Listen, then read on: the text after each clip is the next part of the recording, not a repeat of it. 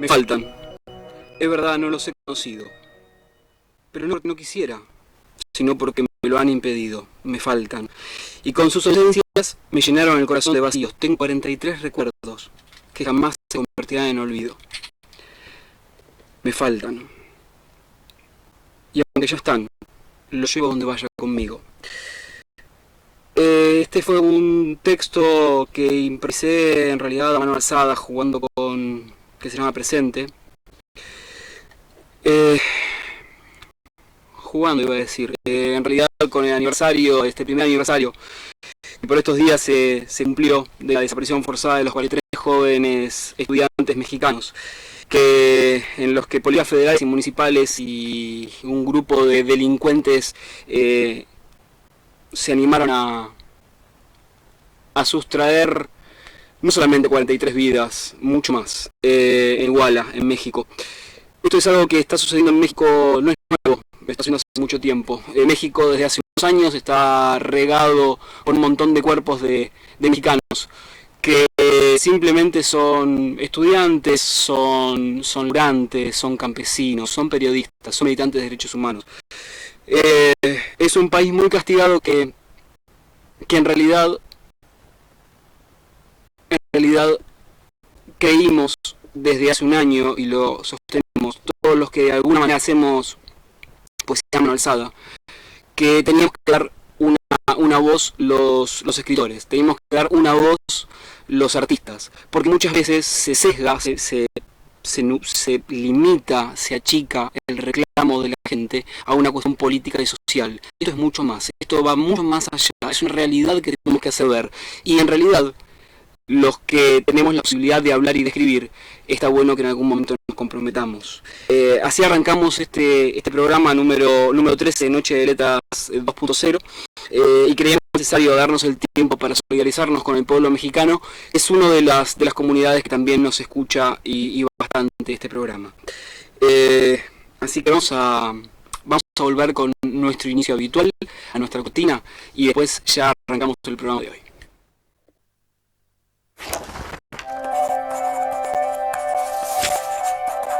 Flor, abeja, lágrima, pan, tu voz,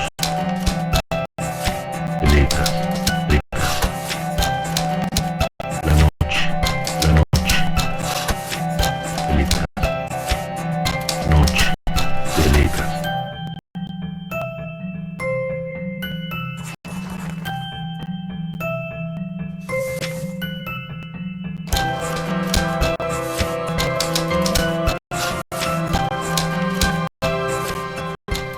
Buenas noches, buenos días, buenas tardes, donde estés, en el momento en el que estés.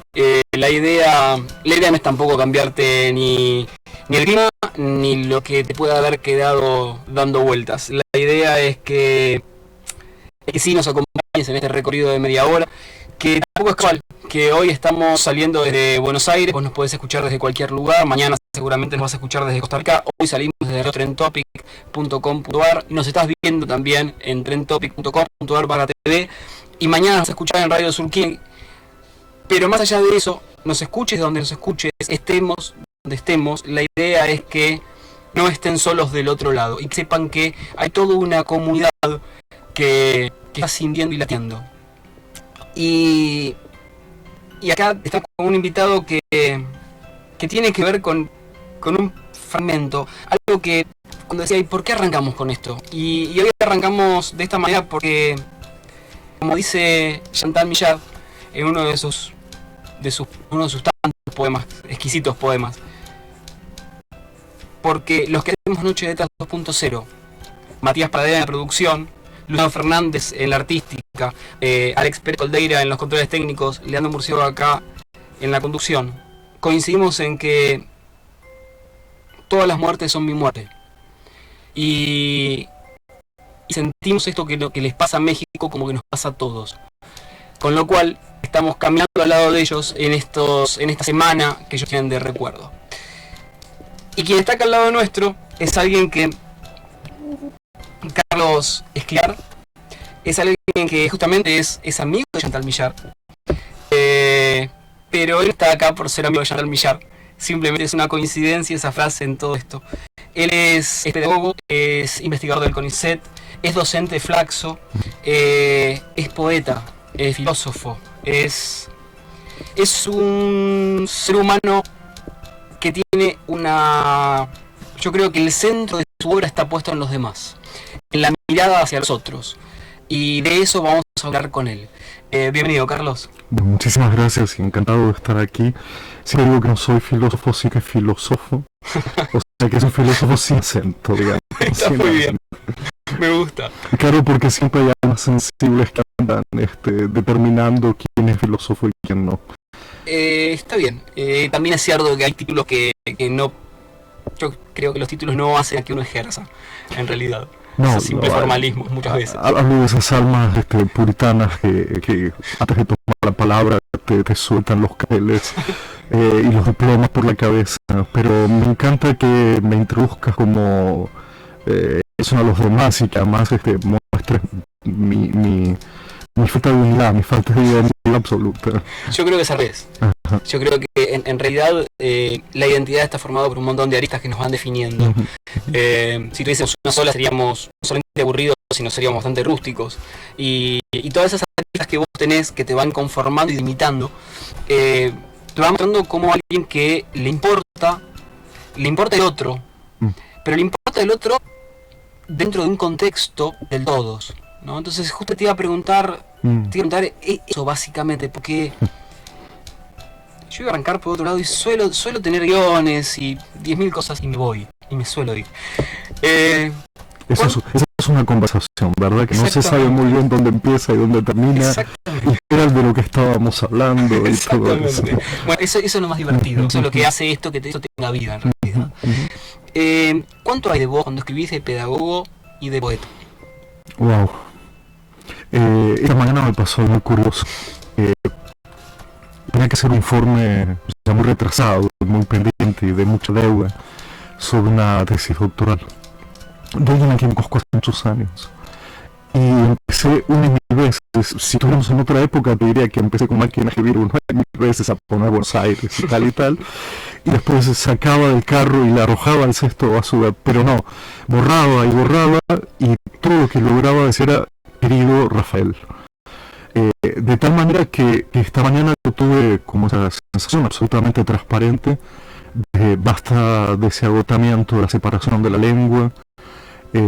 Creo que hay una lengua viva y hay una lengua infecta y creo que hay que desobedecer la lengua y me parece que en ese sentido ya no veo la existencia de un lenguaje cuya utilidad deba obligarme a hablar de otra manera. Entonces, honestamente te diría que yo estoy confundido, tengo una torre de Babel dentro de mi cabeza de alguna manera, ya no entre las lenguas sino al interior de mi propia lengua, y que la verdad que estoy despojado, aunque sé los géneros y los registros y las necesidades de lenguas más formales. Todo puede empezar con un querido o querida y desembocar en varios saber en qué. De verdad te digo que en la escritura cotidiana no tengo un punto de partida que me oriente acerca de esto de pedagogía, esto de filosofía, y la verdad que la confusión de la lengua y la confusión de la biblioteca sobre todo es algo para mí muy costoso pero fascinante al mismo tiempo. Cuando uno, o particularmente cuando yo empecé a escuchar tus distintas participaciones en distintos o congresos o encuentros pedagógicos y después accedo a tus letras, en realidad encuentro un paralelo, una unión muy fuerte. Digo, no encuentro diferencias entre tu filosofía de vida y tu manera de concebir la pedagogía y la educación. Sí. Quizás cuando escribís poesía le podés dar algún vuelo, algún toque más de color, pero la esencia es la misma. Yo también quería saber qué generó qué cosa, ¿no? Qué dio origen a que de un modo no haga lo que hacen los políticos, que siempre dicen que hay que pensar lo que se dice y decir lo que se piensa. Yo creo que eso es absurdo y que estaríamos todos presos de verdad si eso ocurriera. pero eso es lo encerrado, ¿no? Sí, sí. Encerrado. Pero a mi modo de ver, la lengua es indisociable de la vida, es decir, yo escucho a mis vecinos, escucho a los maestros, escucho a los niños, escucho a los ancianos. Me parece que en todo caso donde se reúnen fuertemente estas dos cosas es en la forma de escuchar, que me hace producir una escritura como reflejo de ese escuchar. Entonces yo no sé si vivo o hago de forma transparente lo que vivo, pero sí sé que hay algo de eso que escucho, que me habita incansablemente y que me va dictando cosas permanentemente. No sé, Sócrates hablaba de esa voz de la ética. Yo puedo hablar de una voz de la conciencia. Me parece que si todos de algún modo lo que queremos es buscar nuestra propia voz, encontrar nuestras propias palabras, creo que no hay mejor mecanismo, no voy a decir técnica porque es una palabra horrorosa, pero no hay mejor mecanismo que disponerse a escuchar y entrar en la conversación, sin ser complaciente. Quito de aquí ese tipo de gestos, ¿no? Escuchar lo que no se quiere, no poder dejar de escuchar. Y como digo habitualmente, también esa mirada con buenos ojos, esa que quería Nietzsche, pero también la querían los poetas como Ángel González, el poeta madrileño, cuando decía aquello: yo sé que existo porque tú me imaginas, ¿no? De alguna manera la existencia de los otros y mi existencia forman parte de un juego de miradas sobre las cuales hay que prestar atención, y creo que por ahí se divide el mundo también, más allá de derechas e izquierdas, liberales y demócratas, entre aquellos que miran con buenos ojos y aquellos que miran con ojos sucios. Y en realidad está esto de cuando vos decís, yo te iba a preguntar cuál era uno de los problemas que hoy tiene la educación, y la pregunta te la cambio, porque en realidad ya lo dijiste. Quiero decir, esto que vos decís de mirar y escuchar, de escuchar al otro, de mirarlo con buenos ojos, creo que esto es básicamente uno de los tantos problemas que hoy tiene la educación. Exactamente. Que no se da el tiempo de mirar a ese individuo y mirarlo como individuo que es. Y en realidad no se da el tiempo de mirarlo y de escucharlo. Encuentro aquí otra transparencia muy grande entre pedagogía y literatura, que es la pasión por las vidas singulares. Después de todo, uno para qué lee, sino para encontrar una vida singular diferente de la propia, y para de algún modo quitarnos de nuestras vidas convencionales, de nuestras vidas torpes, de nuestras vidas toscas, y poder vivir otro tiempo, otro espacio, otro lugar, otra atmósfera. Pero lo principal ahí está en que la educación y la literatura juegan a esa pasión por las vidas singulares, que hoy está un poco disfrazada en el caso de la pedagogía.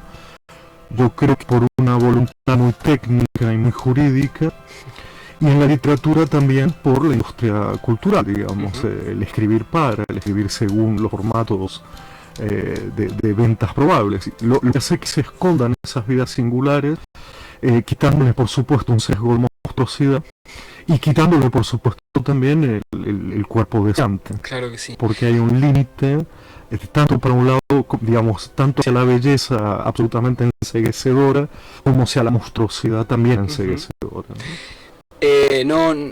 No puedo seguir haciendo paralelos y digo,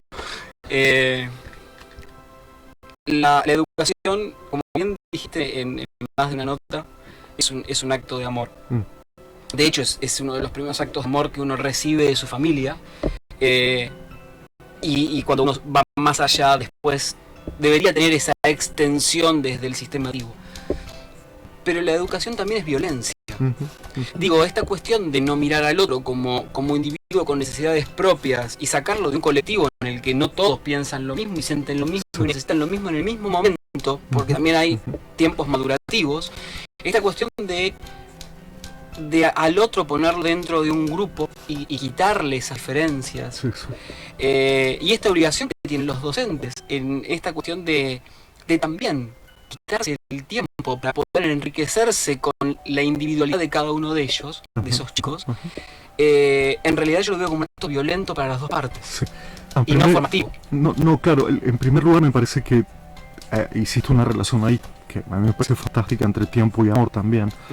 De todas formas, creo que con eso del amor hay que ser un poco cuidadoso, sobre todo por la banalidad que puede entrañar una palabra tan bonita y que poesía también ha banalizado de algún modo.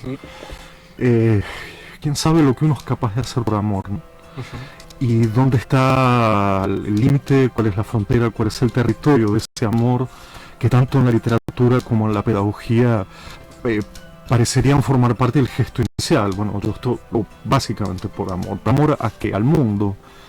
Es decir, creo que ser amantes del mundo puede provocar arte y puede provocar pedagogía. Pero amar al mundo también quiere decir ser contemporáneo de formas desdichadas, desilusionantes, Sí, claro. violentas, Claro. violentas como vos dijiste, ¿no? De tal manera que entre la falta de tiempo, que es la principal causa de normalidad, como digo, es decir, cuanto menos tiempo tenemos, más somos normalizadores de los demás, y cuanto más tiempo tenemos, en realidad menos importa etiquetar a nadie, y entre una literatura que revela su amor al mundo, pero quizás todavía no encuentre su forma, creo que ese amor tiene tanto de hospitalidad como de hostilidad, diría la filosofía más reciente de, por ejemplo, de Jacques Derrida. Es decir, que al mismo tiempo que uno se vuelve hospitalario con el lenguaje, con la mirada, también hay algo de hostilidad en eso de ser como yo, de tener que ser como los demás, de así son las cosas, de esto es porque yo lo digo, y tantas otras frases célebres de la pedagogía, ¿no? A las cuales le falta una poética, por supuesto, ¿no? Porque la poesía nunca diría es así como yo lo digo.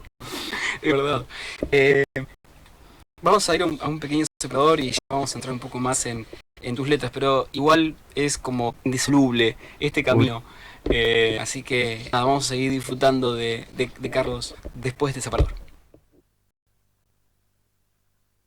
Flor, abeja, lágrima, pan, letras, letras, noche, letras.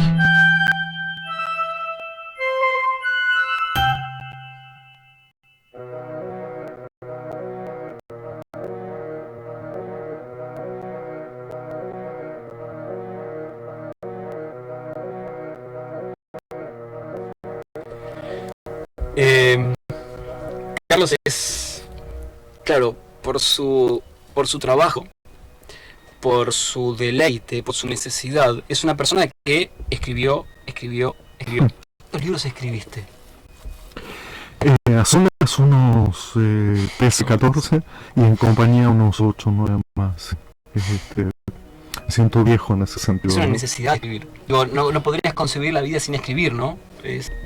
No, y aquí hago honor también a mis antecesores, a ese abuelo, que si hay tiempo cuento una anécdota que tal vez sea de ficción, pero no importa la diferencia. Para nada, lo que importa es lo que genera, contala.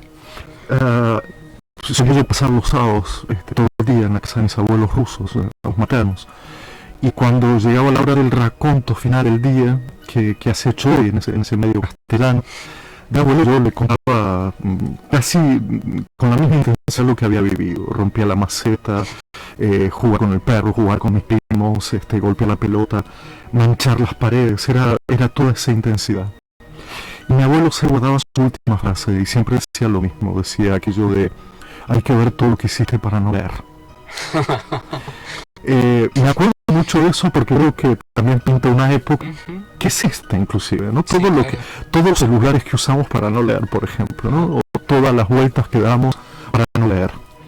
Guardo esa literatura oral rusa de mis abuelos y mi padre, su biblioteca, y Cortázar y Sábato y Borges y Eduardo Almaceto y en fin, aquello de yo no leía, pero había una atmósfera que era invitativa, no era convencedora de nada. Yo soy un lector muy tardío en ese sentido. Que te decía a dónde vas a ir después. Exactamente, es como si me hubiera marcado para el momento que yo hubiera preparado para eso. Y entonces me volví lector muy tarde. Y con la escritura lo que pasa es que creo que estoy cumpliendo una especie de pacto con el diablo, no hay otro, que es no haber escrito por 27 años nada de poesía. digamos que ya por los años 80, para que se vea un poco esa ancianidad, yo formaba parte de la nueva poesía joven argentina, aparecía en algunas antologías de la época, y desde los 21 hasta los 47 yo no volví a escribir, y fue Chantal Maillard la que me trajo de vuelta la poesía, fue esa amistad que me sugirió a partir de una conversación con amigos comunes, que me dijo, uy, si escribieras como hablaras, es decir, si pararas de hablar y escribieras un poco, ¿no? De algún modo, si te callaras y comenzaras a, no sé, a no hablar solo aquí delante mío. Y ahí me pareció que la voracidad de haber pensado, uy, ya hace 27 años que escribo, y fueron al principio poemas, como una ballena. Necesidad. Como si hubiera dejado en silencio y en suspenso y en modo pausa algunas cuestiones trascendentes de mi vida. Qué bueno. Y de repente alguien hubiera apretado el play, ¿no? Hubiera apretado ese play y había ahí Bueno, tuviste una muy buena iniciadora. Sí, eso. Sí, No todo el mundo cuenta con una iniciadora de esa calidad. No, pero hay que andar por la vida, hay que andar por la vida generando invitaciones. Cosa que también me vuelve a la pedagogía, ¿no? Porque ahí en la pedagogía como que hay mucha técnica de persuasión y de convencimiento. Tenés que leer, tenés que escribir. Cuando invitación es muy diferente, no es tenés que, es quizás valga la pena, quizás hay una historia, quizás todos somos excepciones. Me acuerdo mucho de Pessoa esto, ¿no? Todos somos excepciones, una regla que no existe. Contame esa excepción, contame esa historia. No me cuentes la regla, que ya me la sé, que además es falsa y es muy fácil saberla. Entonces eso, que no está mal ir por la vida invitando a la gente a que tome su propia voz. En eso me diferencio mucho de dar la voz a los que no tienen voz, que es producto de bueno, más la generación de los 70 y 80 pedagógica, digamos, donde supone que el otro no tiene voz y se la tenés que dar. A mí lo que me interesa sobre todo es ir a escuchar allí donde la voz suena y invitar. ¿Querés buscar algo para leer? Me encantaría. Dale. Me encantaría. Y mientras vos buscas, también, si querés, por acá está más material tuyo.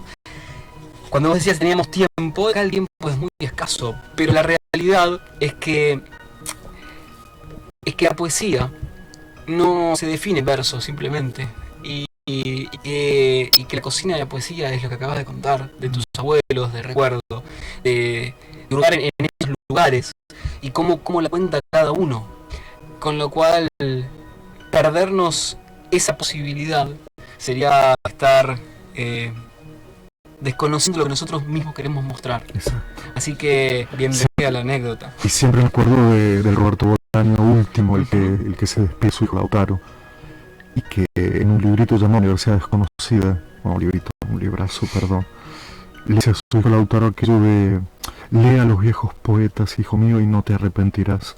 Este es uno de los pocos consejos que te puede dar tu padre. Lautaro es muy chiquitito todavía para entender que hacía su padre, y su padre ya se está muriendo. Me parece que ahí va otra vez la pedagogía y la literatura, ¿no? Ese gesto de: lo único que te puedo decir es lee a los viejos poetas. Y contradiciéndome voy a leer un poco. Dale, aunque los viejos oyentes o los que nos están viendo vayan a leer a los viejos poetas, y que es mucho mejor que todo esto, pero en fin. Yo creo que en realidad tenemos que darnos la posibilidad de descubrir, porque aparte a medida que vamos descubriendo nuevos escritores, Carlos no es de los nuevos escritores, tengámoslo en cuenta.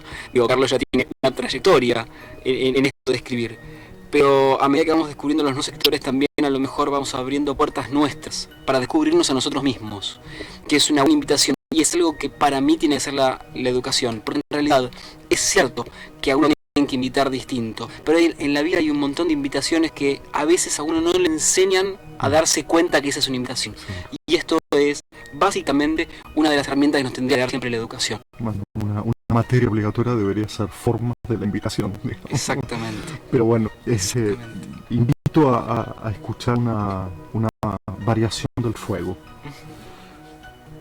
El fuego que destruye y que en su destrucción ilumina. Un fuego que quema y que en su combustión desprende una humarada de ausencias y unas cenizas que esparcen todo aquello que queríamos ser y no somos. Todo lo que pensábamos importante y no pasa de ser fútil y superfluo. Todo lo que creíamos inútil, pequeño harapito y que acaba por darle sentido a la vida. La diferencia entre el fuego frente al mar y el fuego de la Inquisición. La diferencia entre el fuego abrasador y el fuego arrasador. La diferencia entre arder con la lectura y amar los libros. La diferencia entre morir sin piedad y amar sin remedio. Qué lindo. ¿Cómo es ahora tus momentos de escritura? ¿Cómo son? ¿Cómo los concebís? Descubro últimamente que he pasado del régimen nocturno al régimen matutino una felicidad bastante inédita, que es la de la reescritura. Porque lleno cuadernos, soy de anotar en cuadernos, ando con cuadernos toda la vida, cuadernos de tapas de hule negro, y lo que hago es entender la escritura como reescritura. Es lo único que puedo confesar que tengo muy en mente y muy juiciosamente, de que todas las mañanas empiezo el día reescribiendo. A veces reescribo un pensamiento, a veces reescribo algo ya delineado, y es ahí donde más me fascina ese instante de soledad. Sobre eso es lo último que estoy escribiendo, que es una historia literaria de la soledad. Ajá. Y estoy absolutamente literario y solitario en ello, porque se trata de no el tópico de qué solitarios son los escritores o los lectores, sino como en una enorme cantidad de ellos, aproximadamente unos 50 que he trabajado, los típicos, ¿no? Pessoa, Manuel de Barros, Virginia Woolf, en fin, hay ahí un gran muestreo, cómo aparece figura absoluta, a veces tiránica, pero a veces el hogar del escritor llamado soledad, ¿no? Y creo que parte de eso también ha venido en mí, ese encuentro con una soledad, alejado de los programas de radio solos y solas, y alejado de la industria de la soledad, que escuché muchísimo en Noche Insomnio para poder retratar ese monstruo de mil caras, pero también esa musa de mil caras que es la soledad. Léenos otro más. Estamos con Carlos. Bueno, es que un poco la poesía es eso, digo, es alimento. Y es alimento para el espíritu. Estamos con Carlos Escliar. Él es poeta. ¿En qué orden? ¿En qué orden sos poeta, pedagogo, docente? En cualquier orden o desorden que se precie. Qué bueno. No sé quién guarda las historias que nunca se cuentan. No sé desde cuándo una sombra nos sigue ni cuándo nos suelta. No sé qué es la lluvia cuando aún no ha caído, ni el rastro de un pájaro cuando aún no hizo vuelo. No sé de qué está hecha la belleza, a no ser de fe, ceguera y fuego. Carezco de nociones sobre el amor cuando amo, y menos sobre la vida en ese instante que todo está demasiado calmo. No logro imaginar el decorrer del tiempo, porque no hay sonido, hueso, sangre que logre detenerlo. Desconozco qué seguirá a la voz que me llama, al cuerpo que viene, al ardor que me abraza. Todo lo que sé de mí proviene de cada una de mis ignorancias. Qué bueno. ¿Pensás cuando armás o cuando tenés la concepción en tu cabeza? ¿Pensás en imágenes? Porque te escucho, te leo y me surge esto. ¿Pensás en imágenes o pensás en conceptos? ¿O simplemente te dejás llevar por lo que hay, como justamente en este libro que tenemos a tuyo? Me han pasado de todas las cosas, de la palabra inicial que está por ahí como un cebo a la espera de otras palabras, de arrojar la carnada y ver qué pasa, de agitar el lenguaje y bajar y dar de nuevo. Últimamente estoy como creado de percepciones. Y entonces, en vez de trabajar digitalmente la imagen, lo que será un texto, un párrafo o lo que sea, vuelvo a una idea anterior, que es la forma que asume la percepción de ese instante y no tanto su retrato, su pintura, su fotografía. Y hay algo del ritmo que me va llevando, por supuesto, y luego un final que siempre es dejado para otro momento. Ahora que decías esto y se nos acaba el tiempo, con lo cual hay una nueva invitación, eso desde ya. Sí, acepto. Buenísimo, buenísimo. Pensaba lo siguiente. te imagino pensando ahora más en colores que antes. Que los colores no tienen por qué ser reales, pero justamente por esta cuestión de las percepciones, te imagino pensando en las cosas con los colores que vos querés, más allá de los colores que pueden llegar a tener. Eso me lo decía mi abuela en el primer paseo. Y su relato terminaba hace poco. Reescribir un recuerdo. Son blancas todas las primeras cosas, son negras casi todas las últimas. Pero en el medio está el paseo. Y el paseo es eso, es el coiris de cada uno, ¿no? Yo tiendo hacia los verdes, por supuesto. Además, tengo una profunda conmoción por un equipo de fútbol que es Ferrocarril Oeste. Y sí. Nuestro producto está igual que vos. Y creo que este es un momento de la vida que para los que nunca vieron a Ferro en esta posición, es notable. Yo estoy viviendo algo que solo en los años 80 se vivió. Así que estoy tiñendo de verde no solo los prados, no solo la copa de los árboles, sino, quién sabe, los edificios y los rostros de todas las mujeres. Está muy bien. Compartimos en media hora con Carlos Escliar. Este es un libro que, bueno, no tienen prisa las palabras, vamos a comentarlo, vamos a disfrutarlo. Y antes de despedirnos, si quieren volver a mañana a escuchar el programa, lo invitamos para que puedan escucharlo a las 10 hora Argentina, a las 7 de Costa Rica, puedan a lo mejor darse un ratito más para repensar o resentir lo que estuvimos charlando. Y no quiero terminar sin recomendarles este libro. Chicos, por favor, si pueden, léanlo. Es un autor argentino, es un mendocino, es un muy buen escritor. Está escribiendo en este momento en Microficciones. El libro es Inés Setúbal. El libro es de Ricardo Albert Bugarín. Lo recomiendo. Alberto Bugarín, lo recomiendo. Los invito a que sigan buscando escritores. Hay muchísimo para conocer y descubrir. No nos quedemos simplemente en los clásicos. Tenemos mucho, pero mucho para dejarnos sentir, que es lo más interesante de todo esto. Nos vemos la próxima. Chao, hasta luego. Hasta luego. Flow.